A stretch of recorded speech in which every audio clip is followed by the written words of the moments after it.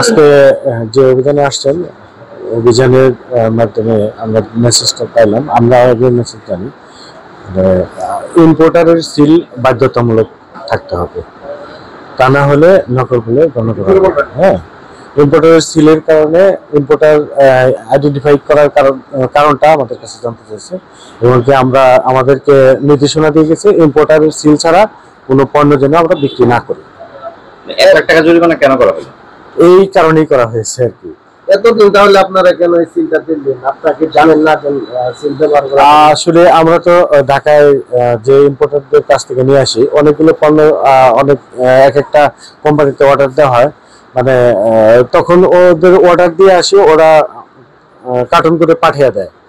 এখন আমরা নিশ্চিত করব এরপর আর এরকম আমরা করব না আর কি। আমরা যেগুলো পণ্যের ইম্পোর্ট সিল থাকবে সেগুলো আমরা বিক্রি করবো। না, এই বিষয়ে আমি বলবো যে না, এই বিষয়ে আমরা নিশ্চিত আছি।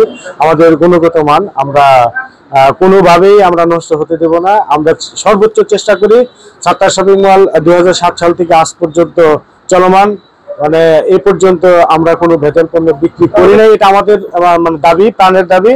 আর ভবিষ্যতে আমরা নিশ্চিত করব যে আমরা যেন কোনো মানহীন পণ্য বিক্রি না করি। তাহলে মানে পুরো আমরা তো মানে ওই যে আমাদের ম্যাক্সিমাম সিল আছে, মানে ইম্পোর্টার সিল যেগুলো দিছে আছে, আর যেগুলো মানে ওনারা দিতে পারে না, তাড়াহুড়ো করে হয়তো পাঠিয়ে দেয়, এই কারণে হয়তো সিলগুলো নাই আর কি। ওটা তো আপনার এরপর থেকে আর এরকম সিলবিহীন, মানে ইম্পোর্টারের সিলবিহীন আমরা আর কোনোদিন বিক্রি করবো না, সেই অঙ্গীকার আমি দিয়েছি। আপনার নাম?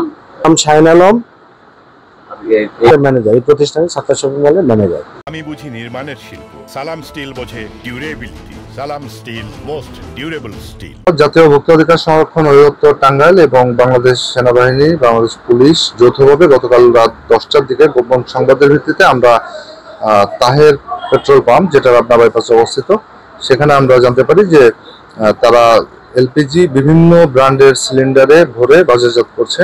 এমন অভিযোগের প্রেক্ষিতে আমরা ইনস্ট্যান্ট সেখানে অভিযান চালিয়েছি এবং আমরা সেই বিষয়গুলো হাতে নাতে পেয়েছি যে তারা বিভিন্ন নামি দামি ব্র্যান্ড, বিশেষ করে যমুনা, বসুন্ধরা, বেক্সিমকোর গ্যাস সিলিন্ডারে তারা এলপিজি ভরে এটা বাজারজাত করে আসছিল দীর্ঘদিন ধরে। আমরা সেই বিষয়টি হাতে নাতে ধরি এবং ভোক্তা অধিকার আইন অনুযায়ী তাদেরকে আমরা 2,50,000 টাকা জরিমানা করেছি এবং ভবিষ্যতে তারা এটা করবেন না এমন মুচলেখা দিয়েছেন।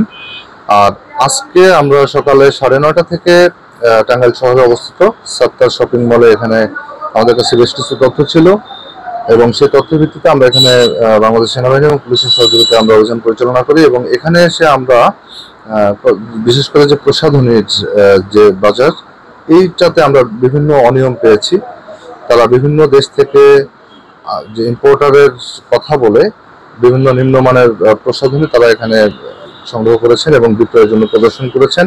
আমরা সেগুলো পেয়েছি। তারা আরো যেটা করেছেন যে এখানে তারা নিজেরা প্রাইস গান দিয়ে বিভিন্ন জায়গা থেকে আনা কসমেটিক্সের উপরে তারা এমআরপি নির্ধারণ করেছে নিজেরাই, যেটা তারা আইনত করতে পারেন না।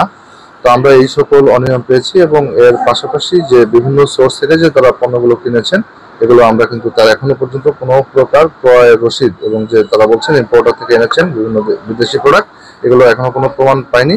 আমরা এগুলো হয়তো কাগজপত্র তাদেরকে কি বলে সাবমিট করার জন্য আমরা সময় দিয়েছি।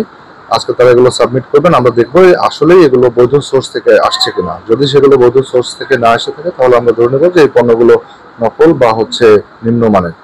আর এছাড়াও যে ওভারটেকিং করা এবং নিজেরা প্রাইস নির্ধারণ করার অপরাধে ভোক্তা অধিকার আইন অনুযায়ী তাদেরকে 1 লক্ষ টাকা অর্থদণ্ড করেছি এবং ভবিষ্যতে এই ধরনের যে মূল্য নির্ধারণটা তারা নিজেরা যেটা করছেন এটা করবেন না এবং যে কম দামি বা নিম্নমানের প্রোডাক্ট বিক্রি করবেন না, এমন মুচলেখার ভিত্তিতে তাদেরকে আমরা সতর্ক করে যাচ্ছি যেন ভবিষ্যতে এটা না করে। আর যদি পুনরায় তারা একই কাজ করে আমরা ভোক্তা অধিকার আইন অনুযায়ী সর্বোচ্চ কঠোর ব্যবস্থা নেব।